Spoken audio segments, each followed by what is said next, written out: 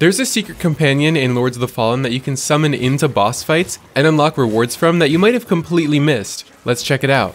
Hello everyone, in today's video I'll be walking you through the complete two-part quest in Lords of the Fallen revolving around Kukajin, or Kukajin, I'm not sure on that one. She's an NPC that, like me, you may have completely missed on your first playthrough, probably due to the fact that you can accidentally kill her by just bumping into her.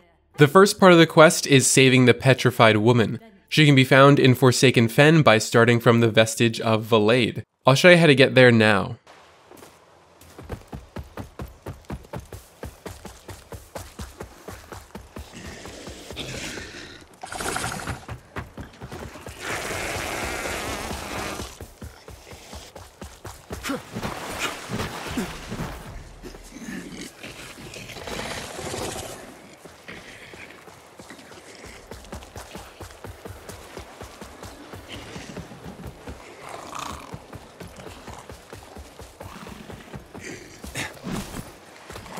As you approach, you'll hear humming coming from inside of a small cave, and if you break open the entrance to it, you'll find a woman trapped in stone.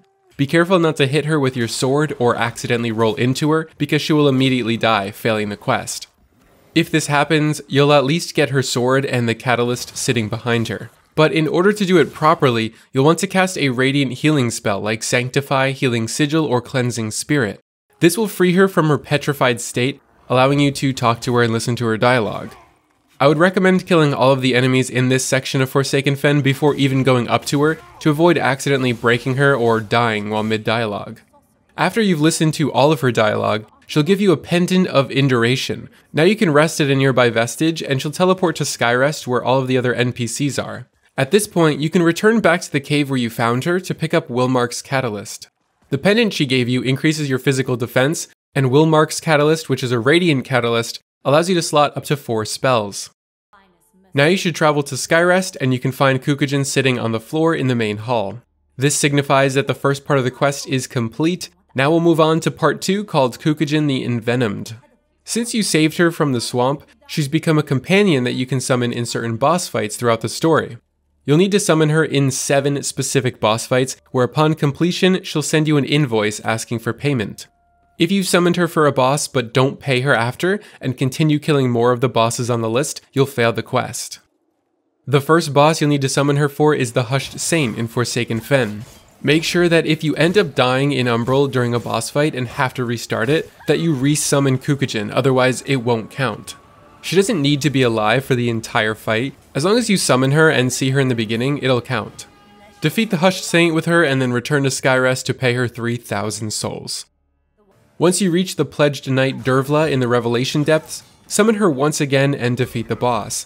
This time when you return to Skyrest, she'll ask for 7,000 souls. Pay it and continue on in the story. The next boss you need to summon her for is the Hollow Crow in FIFA the Chill Curse. After beating it, she'll ask for another 6,000 souls as payment.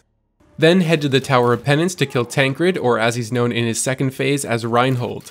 Summoning her here will run you 7,500 souls. Next, you'll want to summon her in the Judge Cleric fight and then pay her 8,500 souls after. She'll also need to be summoned into the Lighreaper fight, the one that takes place in Upper Calrath. This one is going to run you again 8,500 souls. And last but not least, bring her along to fight the Sundered Monarch at the very end of the game and give her the final payment of 9,000 souls.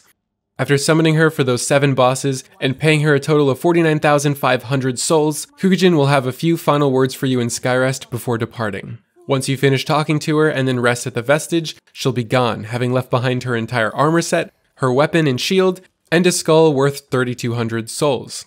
Here's what her outfit and weapons look like when they're equipped. With the questline concluded, you'll earn the achievement A Trace of Venom for helping Kukajin complete her business in Mournstead. So there you go, the full guide and the rewards for the 2-part quest. I hope you found this video helpful, and if you enjoyed it, let me know in the comments. If you need guides for any other quest, be sure to check the playlist in the outro and description, and stay tuned for the new quest guides releasing soon. Thank you for watching.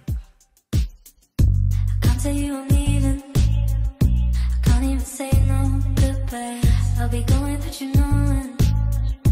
We'll never get to